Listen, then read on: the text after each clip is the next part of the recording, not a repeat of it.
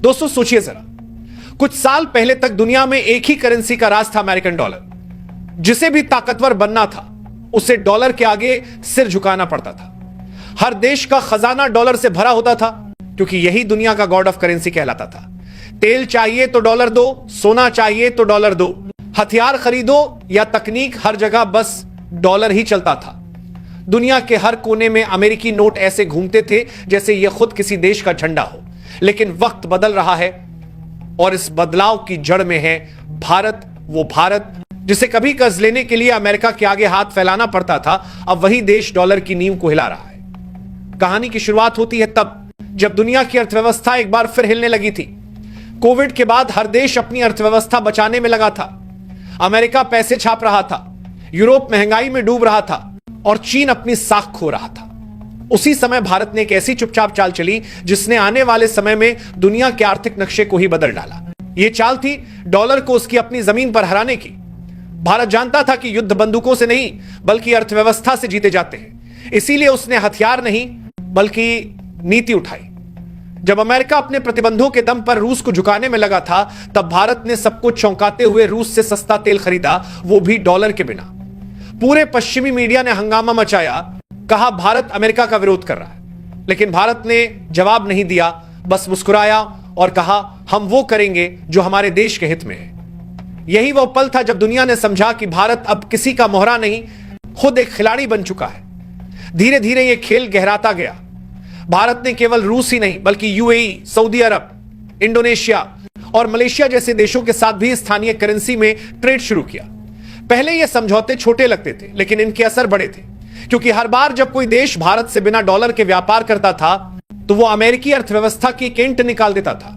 सोचिए, वो अमेरिका जो अपने डॉलर के जरिए पूरी दुनिया को कंट्रोल करता था, उसके सामने अब पहली बार कोई ऐसा देश खड़ा था जो कह रहा था डॉलर के बिना भी दुनिया चल सकती है। अब ब्रिक्स की भूमिका यहीं से शुरू होती है। ब्राजील, रूस, इंडिया, चाइना और साउथ अफ्रीका का यह गठबंधन शुरू में एक साधारण आर्थिक मंच था, लेकिन आज यह अमेरिका के सबसे बड़े सिरदर्दों में से एक बन गया है, क्योंकि इसने वो करने की हिम्मत की जिसकी कल्पना भी कभी नहीं की गई थी, डॉलर को चुनौती देना।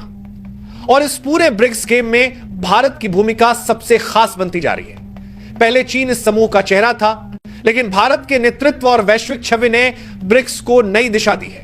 भारत के प्रधानमंत्री नरेंद्र मोदी और विदेश मंत्री एस जयशंकर ने मिलकर वह कूटनीतिक संतुलन बनाया, जिसकी वजह से आज भारत पश्चिमी देशों से झगड़े बिना अपनी राह खुद बना पा रहा है। रूस से व्यापार, अमेरिका से तकनीकी सहयोग और चीन के बीच रहकर भी अपनी प्रतिष्ठा, यही है भारत की नई विदेश नीति। और यही कूटनीति का जादू अमेरिका समझ ही नहीं पा रहा। अब जरा सोचिए, जब एक देश लगातार डॉलर की बजाय अपनी करेंसी या ब्रिक्स करेंसी में सौदे करने लगे तो इसका असर कहां जाएगा? सीधा अमेरिका के खजाने पर, क्योंकि जितना कम डॉलर का इस्तेमाल होगा उतनी उसकी वैल्यू घटेगी। और यही हो रहा है। अमेरिका की अर्थव्यवस्था में झटके दिखने लगे हैं, बैंक डूब रहे हैं, महंगाई बढ़ रही है और निवेशक अब भारत जैसे देशों की ओर देख रहे हैं। भारत ने समझ लिया था कि आने वाला युग वही जीतेगा जो स्वतंत्र आर्थिक शक्ति बनेगा। इसलिए उसने आईएमएफ और वर्ल्ड बैंक की जंजीरों को तोड़कर अपनी नई आर्थिक कहानी लिखनी शुरू की। जब दूसरे देश कर्ज के जाल में फंस रहे थे, भारत दुनिया को कर्ज देने की स्थिति में पहुंच गया। एशिया, अफ्रीका और लैटिन अमेरिका के कई देश अब भारत से सहयोग मांग रहे हैं। और यह सब हो रहा है इसलिए क्योंकि भारत ने डॉलर की छाया से निकलकर अपना रास्ता बनाया है। दोस्तों, अगर अब तक आपको यह कहानी रोमांचक लग रही है तो वीडियो को लाइक कीजिए और चैनल को सब्सक्राइब करना मत भूलिए, क्योंकि आगे जो खुलासे हैं वो सुनकर आपको यकीन नहीं होगा कि आर्थिक युद्ध भी इतना जबरदस्त हो सकता है। अब सवाल उठता है, क्या सच में डॉलर का अंत आने वाला है? क्या ब्रिक्स, जिसमें भारत अहम किरदार निभा रहा है, उस साम्राज्य को गिरा पाएगा जिसे बनाने में अमेरिका को सदी लगी? जवाब शायद अभी नहीं हो, लेकिन कभी नहीं भी नहीं, क्योंकि भारत जिस रास्ते पर चल पड़ा है वहां से वापसी अब नामुमकिन है। भारत ने हाल ही में कई देशों को रुपये में भुगतान करने की अनुमति दी है। श्रीलंका, बांग्लादेश और नेपाल जैसे पड़ोसी अब भारत से आयात रुपयों में करने लगे हैं। यह एक बहुत बड़ा संकेत है कि रुपया अब सिर्फ भारत की करेंसी नहीं बल्कि एक रीजनल करेंसी पावर बन रहा है। जब यही ट्रेंड आगे बढ़ेगा तो धीरे धीरे डॉलर का वर्चस्व टूटेगा। इसी बीच ब्रिक्स देशों ने एक और बड़ा कदम उठाया। उन्होंने एक साझा करेंसी बनाने की योजना पर काम शुरू कर दिया। इसे ब्रिक्स करेंसी कहा जा रहा है। इसका मकसद है डॉलर को बाईपास करके अंतरराष्ट्रीय पर्याय नाम का बाईपास करके बड़ा व्यापार करना। और भारत इस योजना का सबसे संतुलित, सबसे व्यवहारिक चेहरा बनकर उभरा है। चीन की आक्रामकता और रूस की टकराहट के बीच भारत वह चेहरा है जिस पर बाकी देशों को भरोसा है।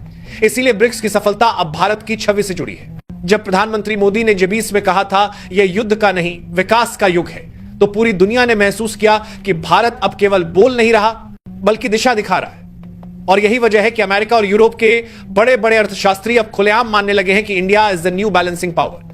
भारत ने अब वो मुकाम हासिल कर लिया है जहां से वो किसी भी आर्थिक ब्लॉक को संतुलित कर सकता है। और यह कोई साधारण बात नहीं है। यह वही देश है जो कभी डॉलर की दरों के हिसाब से अपनी नीतियां बनाता था, अब वही देश डॉलर की कीमत को प्रभावित करने की ताकत रखता है। कभी IMF की मीटिंग में भारतीय प्रतिनिधि सिर्फ सुनने के लिए बुलाए जाते थे, आज भारत वही मंचों पर अपनी शर्तें रखता है। जयशंकर जैसे नेता अब अमेरिका को जवाब देने में नहीं हिचकते। उनकी आवाजों में एक आत्मविश्वास झलकता है। India decides its own destiny, यानी भारत अपनी तकदीर खुद लिखता है। और यही असली जीत है दोस्तों, क्योंकि यह जीत किसी युद्ध से नहीं आई, यह आई है विचार और विवेक की शक्ति से। डॉलर बनाम ब्रिक्स की इस अदृश्य जंग में भारत ने किसी को हराने के लिए नहीं बल्कि खुद को उठाने के लिए खेला है। और यही वजह है कि बाकी देश भारत के पीछे खड़े हैं। वो भारत पर भरोसा करते हैं क्योंकि भारत की नीति शांति, समानता और विकास पर टिकी है। आज ब्रिक्स बैंक यानी न्यू डेवलपमेंट बैंक अपने कई प्रोजेक्ट्स डॉलर के बजाय स्थानीय करेंसी में फंड कर रहा है। इसका असर आने वाले समय में विस्फोटक होगा, क्योंकि इससे अमेरिका की डॉलर डिपेंडेंसी को सीधा झटका मिलेगा। और मजे की बात यह है कि इस बैंक के नेतृत्व में भारत के आर्थिक विशेषज्ञ अहम भूमिका निभा रहे हैं। यानी खेल के नियम अब वही लोग बना रहे हैं जिन्हें कभी नियम मानने पर मजबूर किया जाता था। दोस्तों, यह सिर्फ अर्थव्यवस्था की कहानी नहीं, यह आर्थिक आजादी की कहानी है। भारत ने दिखा दिया कि किसी भी देश को आत्मनिर्भर बनना है तो उसे अपनी करेंसी पर भरोसा करना होगा। शक्ति बाहर से नहीं मिलती, उसे भीतर से बनाना पड़ता है। और भारत ने वो शक्ति बना ली है। जब पूरी दुनिया मंदी के साए में थी, भारत ने रिकॉर्ड GDP ग्रोथ दर्ज की। जब अमेरिका के बैंक डूबे, भारत के स्टॉक मार्केट ने नया इतिहास रचा। जब यूरोप के देश संकट में फंसे, भारत के लोग कह रहे थे हम संभाल लेंगे। ये सब संकेत हैं कि भारत अब नया इकोनॉमिक सेंटर ऑफ ग्रेविटी बन रहा है। डॉलर और ब्रिक्स की इस जंग में भारत सिर्फ एक खिलाड़ी नहीं बल्कि एक निर्णायक शक्ति बन गया है। अमेरिका भारत को नजरअंदाज नहीं कर सकता। वो भारत जो कभी IMF की फाइलों में नंबर था, अब दुनिया की नीति बनाने वाली टेबल पर बैठा है। और जब अगली बार दुनिया में कोई पूछे कौन जीता, डॉलर या ब्रिक्स, तो जवाब होगा जीत भारत की हुई, क्योंकि भारत ने खेल के मायने ही बदल दिए।